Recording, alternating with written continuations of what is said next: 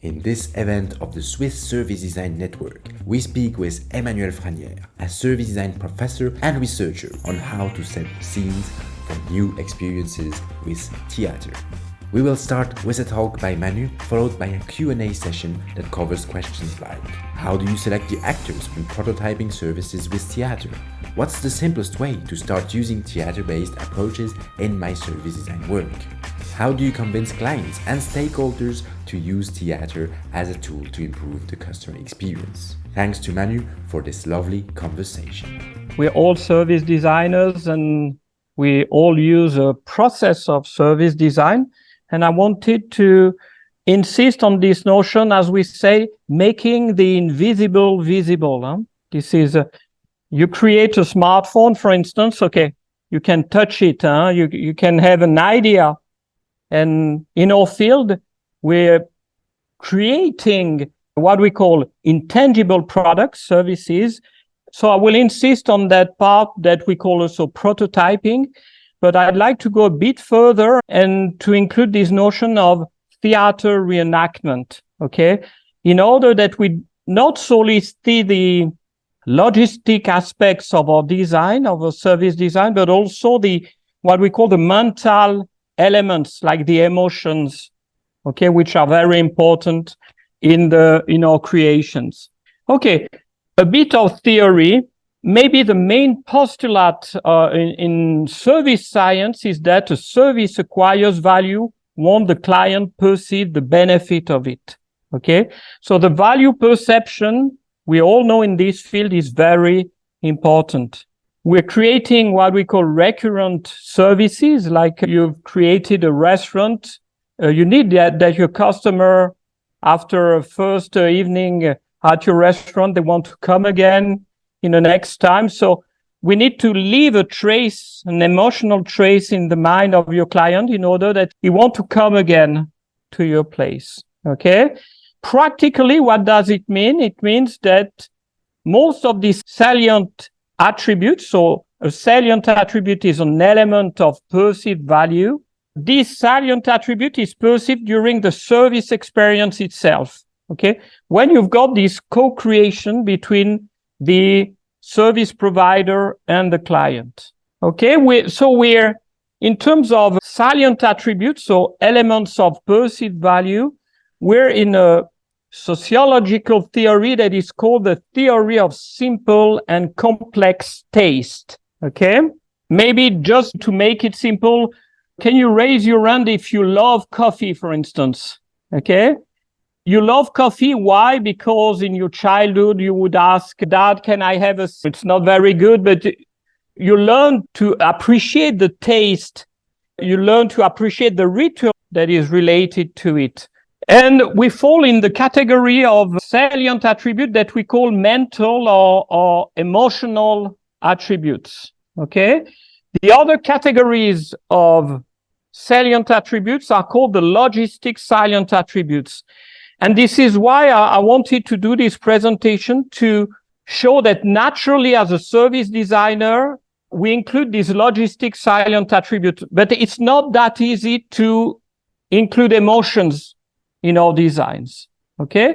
Daniele didn't tell you, but there's an exam now, and I will show you a little video. You tell me, can you see it?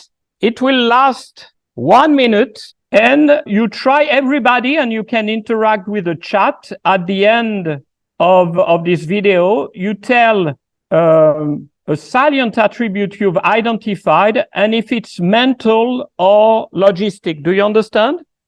If it's more related to the emotions or more related to the process, to the logistic of it. Okay, be concentrated. It's a real exam. It's an advertisement. It's funny. Why is it funny? Because in every city, basically, you will find public transportation with the same kind of buses. And what they're doing, in fact, is that they present all the logistic salient attribute as mental salient attribute. Wow. You see that technology. You can be seated. You just press on the stop button and the bus will stop for the next stop. Okay, this is quite fundamental because in service design, there's also an economic equation. You need to be profitable. And what you need is that in your bunch of logistic salient attributes that you're creating, it has to function perfectly well. If it doesn't function, like in the video, a seat is not clean, for instance, you'll get a negative perceived value, right? So that's the tricky part of service design by including these logistics and mental salient attribute is that you need to be sure that the logistic ones are working perfectly, but when they're working perfectly, you perceive no value, okay? That video, it was a joke. There were plenty of logistic silent attribute, but it's not like you have the wow effect, okay, when you go in a bus. Okay. On the other hand, what will make the difference? What will make that you will take again that bus? What you make that you'll go again to that restaurant? These are the emotions, the mental silent attribute. Here, I would say one important was we have a cool driver, okay, and there's a good ambience in the bus, okay.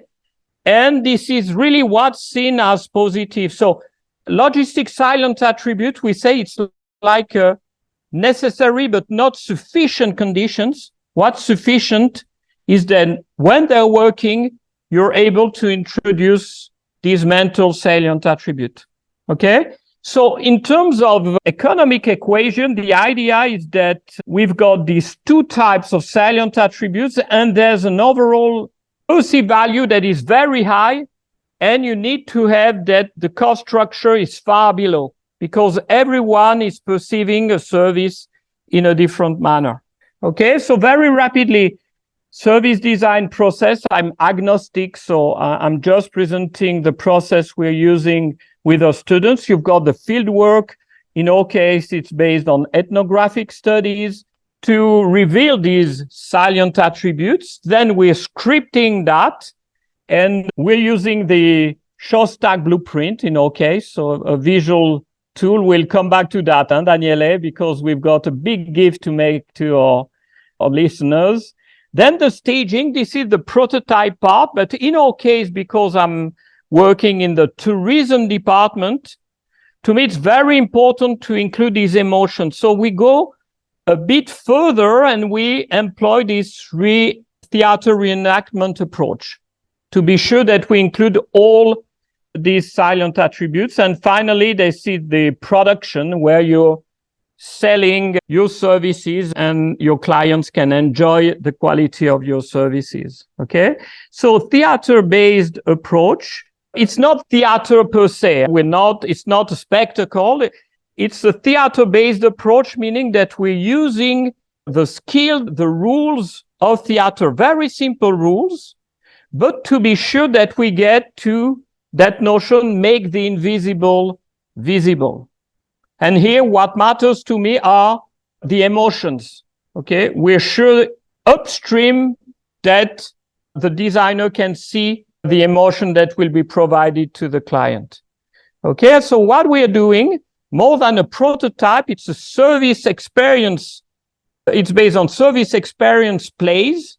Okay, and everybody can see for themselves, even your client, your mandant can see, yes, you're in the right direction or not.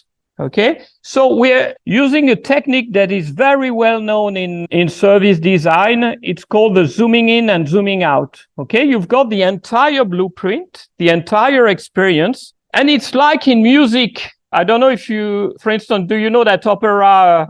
Okay, this is, sorry, it will be raining soon, but this is the tough part, for instance, of that opera. Okay. And same in service design, the moment when you get emotion, you don't do the entire experience from beginning to end, but you will rehearse. It's a term from theater, repetition. You will rehearse on a given or the blueprint. Okay. And then once that part, I won't sing again, but that is okay, then you will do the entire opera the entire experience, as shown by the blueprint. Okay? And it's really, a script can be a blueprint. It's like a 2D representation, right? And we need that enactment to be in 3D. Why? Because you will be that from the 2D to the 3D, constraints that were not visible will appear, but also new potentials that were not visible in the 2D will appear in the 3D, in the theater reenactment approach. Okay? And then it's not a linear step. You go back and forth. Okay? You will improve then your blueprint and get back to another part of the opera. I won't sing the rest of it. Sorry. And you're working this way, and this is really the zooming in, zooming out approach. But in our context in tourism, we need to have that precision in the prototype to be sure that we capture all the emotions we want to provide to our clients. Okay? It's all about tangibilization, huh? Making individuals aware of the value of the service provided. As I tell you, it's scientific here. It's making the invisible visible. Okay? The idea is not to do these theater reenactment approaches just to please your mandant, but it's at some point, because it's an iterative process, to be sure that we take the right direction when iterating. Okay? And here we're using mathematical approaches that comes from psychology. It's called willingness to pay approaches, where when we improve a part of the plays or the 3D representation of your blueprint, you know that here you need to make a change to improve that or to try something else. Okay? So here again, we tend to be very scientific, that is rigorous and systematic. Okay, and I'm on time, or Daniele? You're perfectly on time, like a Swiss man. Okay, thank you. I don't know if it was... Okay, I'll answer your question, but if it was clear, all the concepts were okay?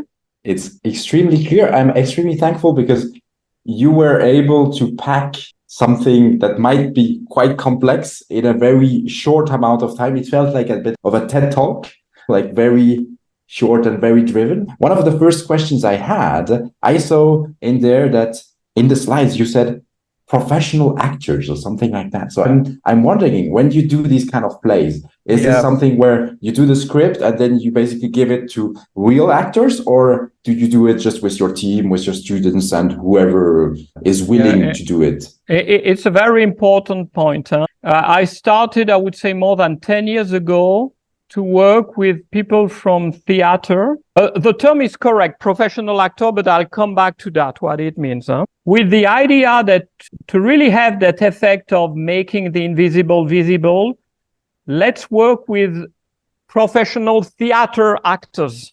Okay? So basically, I started with that approach. It was interesting to explore that, but what I've kept, it's more like the rules, how you occupy the space and time from theater. It's very simple. It's based from Aristotle theater, so rules that have 2,000 years of age. But on the point of professional actors, I've changed my mind, is that now my professional actor is the professional, like in a restaurant, that will deliver that service. Okay, so it hasn't to be like an actor in the term of someone making plays or movies, but it can be, if we're doing it for this Migros supermarket, it can be the cashier will be the professional actor because she knows how to do it. That would be best. That would be best. But it's interesting, the question you asked me, because it's been a very important part of my reflection. And what I've seen too is that with these professional actors, but that will be involved in the future, first they're involved upstream. They know their job, they know their clients. So we're far more relevant this way. And really, I've discovered plenty of beautiful things in theater. Is not to say, okay, I won't work again with theater actors. That's not the idea. But the second thing I've discovered, and it's not in my papers, in my talks, is that often I do some theater reenactment experiments with our clients or partners. I'm in the tourism school of Switzerland in Valais.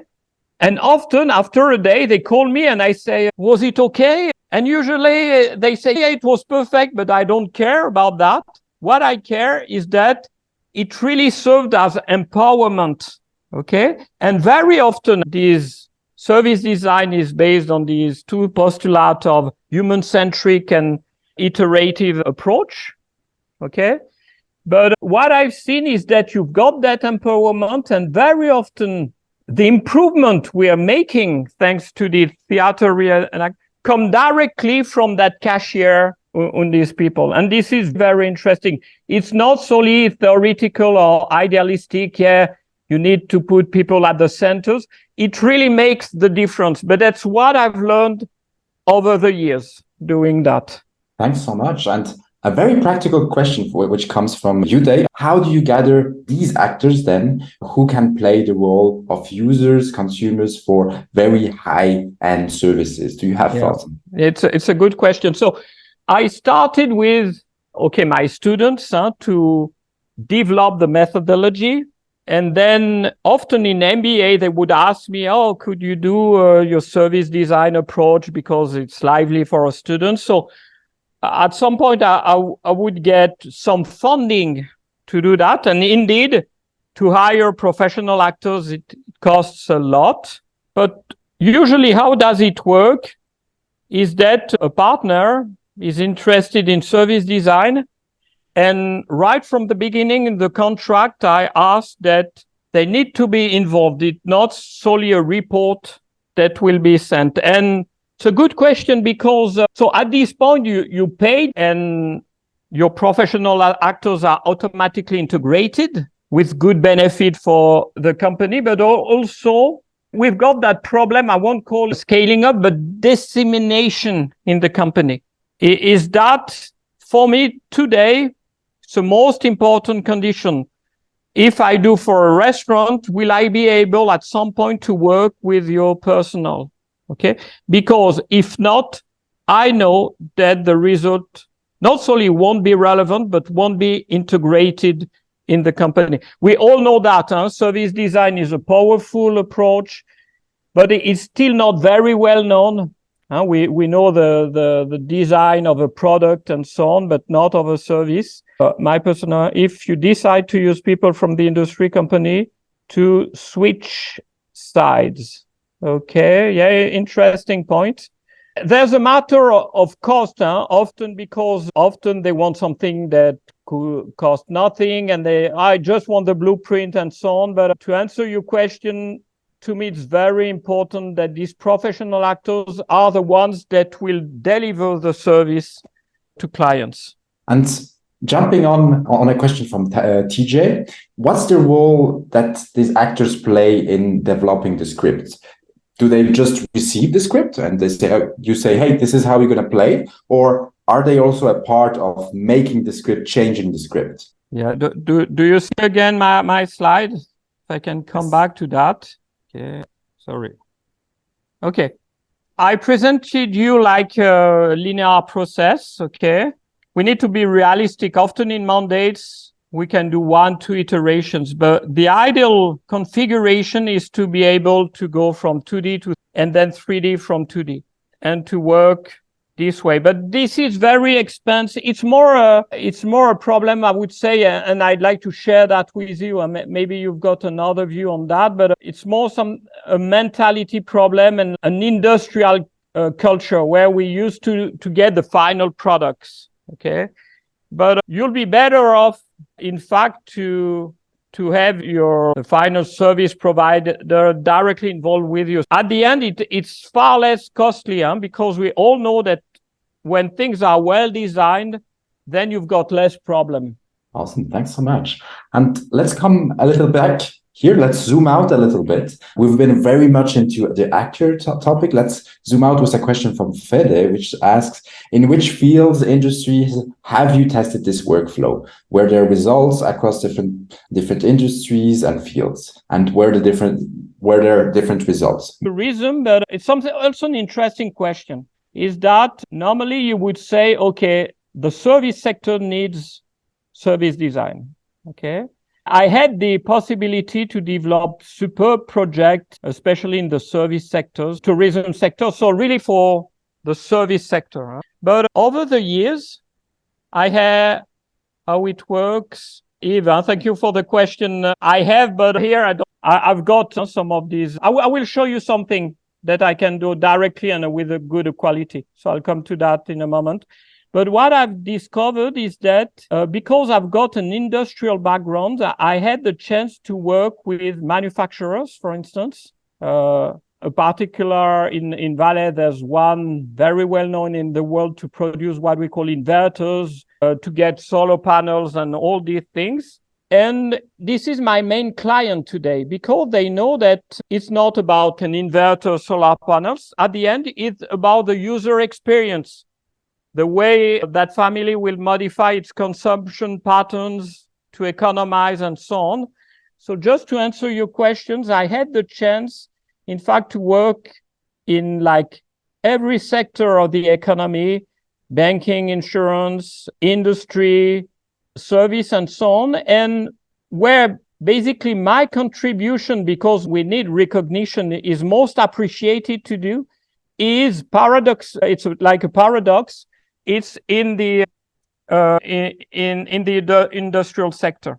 I don't know if I answer your question, which is a good thing too, because it means that we're not solely isolated in our service sector. Thanks so much. We have a question from Sophia who says, can you maybe explain the logistics mental salient attribute with an example and tell us how you've played out these through theater-based approaches? That's a good and important question. I'm just loading then the video for Eve. Okay. Let's take a rock festival. Would that be okay for all of you? We're doing a lot of that in Switzerland. And we've got, for instance, Paleo, which is the second largest rock festival in Europe. Okay. To organize that, you've got a layout. You've got parking slots. You've got the trains. You've got security gates at the entrance. You've got informations, you've got toilet and so on. Okay. So these are typically, I like to call it as a bunch of flowers, of roses. You've got a bunch of white roses. Okay. Logistic. It has to function. Okay. And I've seen The Who, for instance, my favorite rock band several years ago. And, okay. Bad joke, but then you go to the toilet and you won't find any paper toilet. So suddenly something that should be normal is seen as a negative perceived value. Okay, now let me continue. Because we're dancing, because we're shouting and so on, and because it's hot in the summer, you need to drink and you need to get some energy, food, right? It's still a logistic silent attribute, but for instance, in that festival, but they're doing that also in other festivals. Each year they promote like a cuisine. And the last time I went, it was the Thai cuisine, which is very good. And suddenly you've got these stands where you can get energy, where you can get some liquid. They become, this is the other side of the coin. You get some mental silent attributes. I will be able at the same time to discover new flavors, new cuisines. Okay. And then you continue.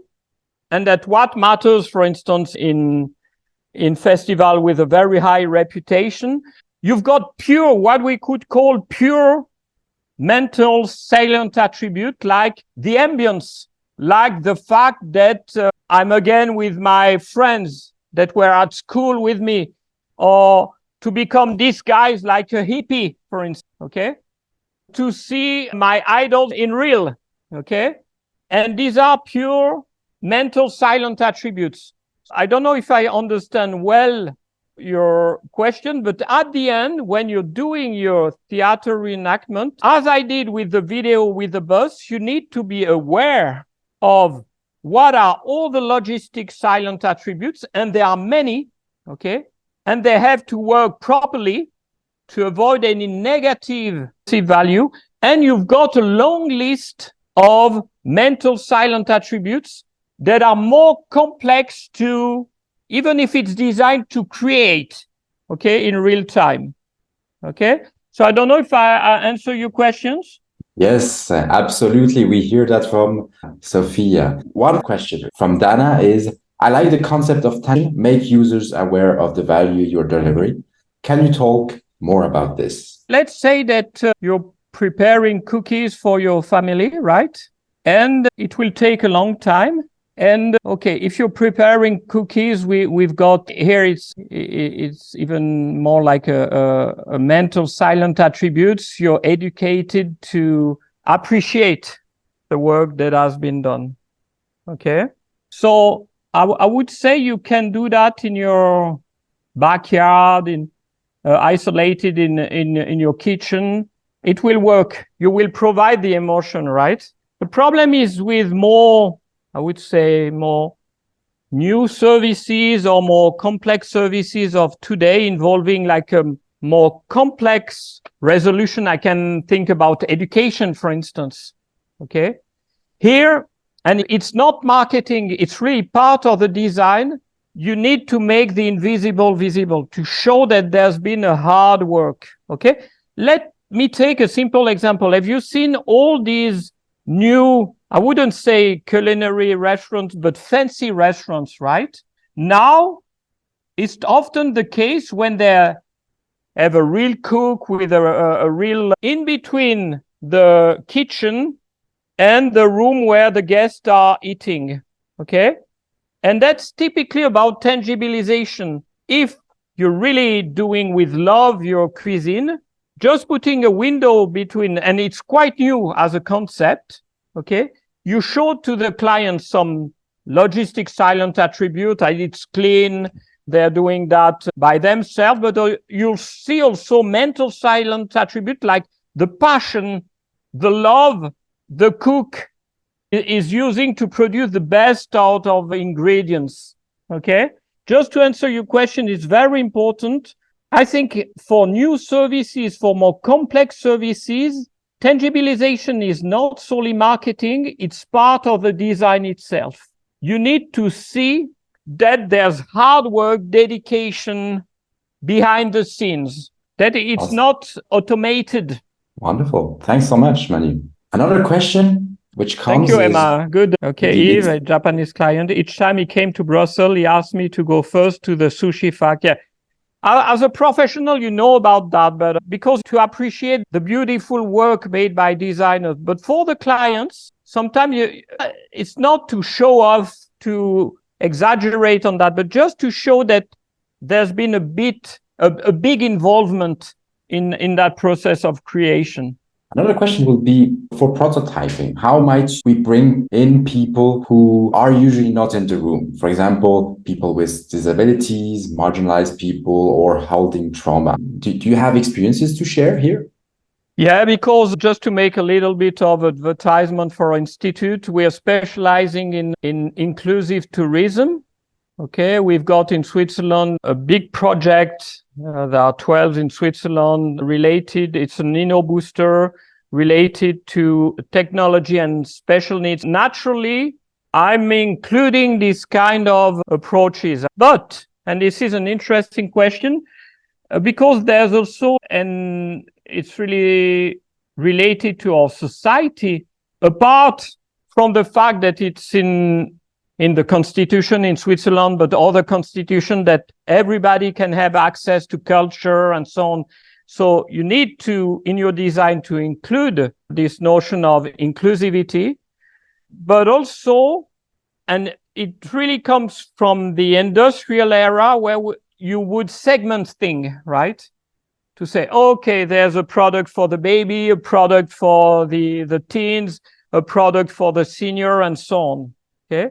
But in our minds, and it's probably idealistic, but it's worth talking about it and integrating that.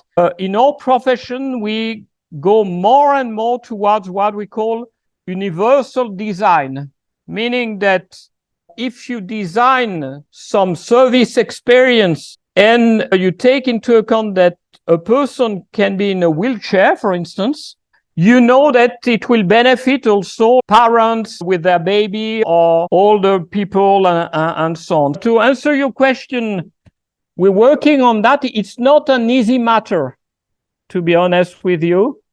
It's very expensive, but fortunately in our profession, there's a trend to say, okay, let's forget about the hypersegmentation, and which is good, like on the ideal point of view. We want things that everybody can appreciate, okay?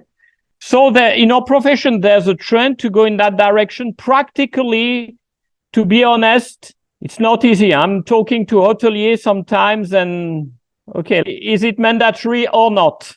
Okay, I'm really cash on that answer. I don't know if it's okay as an answer. But I think it's our duty as service designer, okay, even though we don't have big budgets, to include that ideal in our designs. But that's just my view on that. Thanks. Now, I assume people slowly grow their interest for this theater-based reenactment. What would be your three pitch elements, either for a client or the boss in a team or the teammates, where you say, hey, these are the three reasons why we should try it, and this is the first thing we could do? Okay, what we've done in the past is to extract from classical theater the main rules you need to apply. Like in a theater, it's not like you've got multiple cameras, but you've got an audience that is on the other side of this camera. Okay. And there are rules like, okay, let's say it's my dog. Okay. Okay. As a reflex, you would tend to do something like that. Okay. Or even like that. Okay. These are things you need to take into account. It's, hello, how are you? Thanks, I'm well. These are simple rules. It takes a bit of time to integrate that. And it's not real theater. Typically, second point, do that in slow motion, okay? And one rule is that you do one thing at a time. This in movie, you're not aware of that, but hello, how are you? It's called dissociation, meaning that, so it's not theater per se, but what I do as an exercise, and these are also videos that I could show you in the way I train my students. I say, okay, take your smartphone and do the difficult part when it's failing, 50 seconds, and the one with the improved solution. And you film that, okay? So I'm using these theater rules is that with no editing, okay, it's not to be on TikTok, you won't get any view, but that my client, it's a working document. My client can see, okay, these are not professional theater actors. We're using props, just without editing, just watching the little video, I can say, yeah, there's a thing here. And okay, let me see the proposed solution in 3D. Okay, the goal is that advice that I can tell you is that do that exercise, develop your own style. My style is based on the very simple rules developed 2,000 years ago by Aristotle in theater, but develop your own way. And at the end, when it works, you can send an MP to your client, and this is sufficient for him to say, okay, I'm happy with that, or try something else. Don't make it complicated. If at least, I'm not a big fan of that, because we're working overnight and so on, but at least it's a good tool for the theater reenactment. Okay, so your tip on how to get started would be go back to the origins of theater, learn the few basic rules. Yeah, but I would say even without that, what I would do is they take a blueprint, the methodology developed by Shostak, identify a touch point where there's what we call a fail point. Okay. Juliana and Anne, you've done that with me. It's very simple. For instance, you go to the cashier and the person is busy and doesn't listen to you and something, okay? For X reasons. And then you try to redo the scene, but an improved solution. There's a queue, so there's a help coming, okay, to answer the client. I would say no need to learn about theater, classical theater. Try your own way. Always start with a zooming in on something that doesn't work, that you film, and the client should be able, okay, I understand your point, okay? And then you redo with the improved solution, and the client say, okay, this is not the reality, but I like your exploration, and I want to continue on that. Okay, I won't be able to show, for instance, what Juliana and Ad did last year, but 2 hours on that, and they're able to come up with something usable. So your tip would be zoom in something where you see a pain point, a fail point, and show how it sucks, and then show the resolution of it. And so that people can see the before and the after, and it can be done quite quickly. Record it, share it. People don't even have to be on site for that, and it's quite easy to do. It's not like to be able to be like hired by the Shakespeare company at the end. It's really, as Yves said, it has to be tangible for your client. So you can be very minimalistic. You can develop your own style, I would say. But keep in mind that kind of thing, slow motion, the angle you've got, okay, because you've got solely one camera, dissociation, the fact that you've got a child. Normally, my students would do, you have a student playing the child crying all the time, but it's sufficient that the child is crying 2 seconds. And then things like that. Also use props today. For instance, behind me, I've got a screen. I can have a giant photo of the reception of a desk. I can use music just using that. So the props are also important. And you will see, because I'm exaggerating, but we're creating things that are invisible. So difficult to see the hard work. Often with this little video, they're really happy.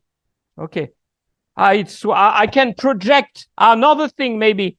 Your client, because he's taking a lot of risk investing into that, I can project myself in that new design. Thanks so much. Now, to close our conversation, what's your elevator pitch that you're giving to your clients, to agencies, to students, when they say, I heard about this reenactment thing, not interested, not for us. What's your elevator pitch? Something I've discussed a lot with Yves, because Yves is a professor, but also a professional service designer, and I had the chance to work with him, is that, okay, it's like a bit exaggerated, but often you'll get the contract with someone, a director, and the board members are not involved into that. And the work, if you're lucky, you'll be able to work with the service, with the operational people, okay? And I would say, you tell me, all of you, if you share that, but my feeling is that you spend a lot of energy to convince plenty of people, but because at the end, the upper management and the board members are not your sponsors, even if it went well, it's not integrated in the strategy. These are discussions I shared with Yves at some point. Okay, it's not our first role, but would be to be master classes with board members of the company. To be sure they're not the real professional actors, but to be sure that at some point it will be beneficial. Because I can tell you, I was talking about the industry, the insurances and the banks, and they admit that they don't know what is a client and they don't know their client often, which is very grave. Thank you so much. A big thank you to Emmanuel. A big thank you for your time, your energy, your passion. Also, all the lovely people that you brought with you who have wonderful smiles and made this event even better.